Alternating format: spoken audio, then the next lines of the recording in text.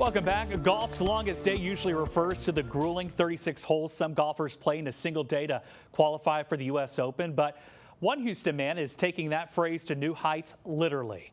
Here's Zach Talvatari with a story that soars well beyond the fairway.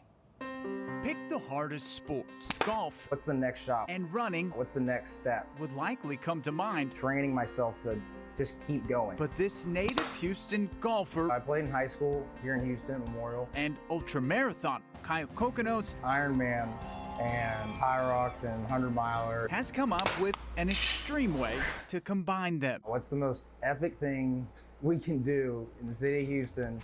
It's got to be in 24 hours. Kokonos started the sport of endurance golf a few years ago. My golf background, all these endurance feats that I do, it's just kind of all naturally came together. Chasing a little white ball. Kyle Kokonos. Or the finish line, it turns out, have more in common than you'd think. Golf's always a mental game. Like I've always mentally been very good. Kind of in between the years, I'm able to refocus off of bad shots. And it's kind of translates the same way to, running 100 miles or 100 or more miles. When you're in the middle of a race, you're constantly problem solving. The sport is pretty much what it sounds like. Play as many holes as possible within an allotted amount of time. Last year, Kokonos played sun up to sundown.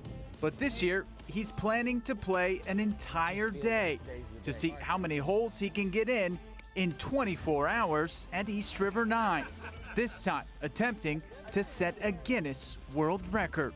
East River's a 1 mile loop. It's pretty simple, and it's 9 holes. So, the fastest I've done a 100 miler in is just under 23 hours.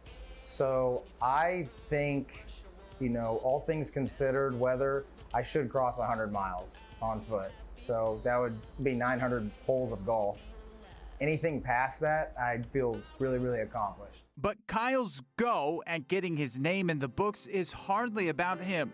The avid outdoorsman's efforts are all for charity. This year for Camp Aranzazu, where kids with disabilities and illnesses get to reconnect with nature. And brings them down to Rockport, Texas. It's 100+ acres of protected coastline, and they give them the outdoor experience they've been robbed of. So think sailing, fishing, birding, zip lining. They do a lot of fun stuff that these kids don't get to do when they're in the hospital or dealing with a disability. And for this husband and father who's managed to find the time to train for this longest day in golf. My family thinks I'm a nut, especially because we're waiting on our third kid to be due in November. This record-setting attempt is an opportunity to make every step and every shot count. Giving them the opportunity, that's what I'll be thinking of in those terrible hours. I'm really pushing myself. It's just thinking of some of those great stories of kids that go to Camp Aranzazu.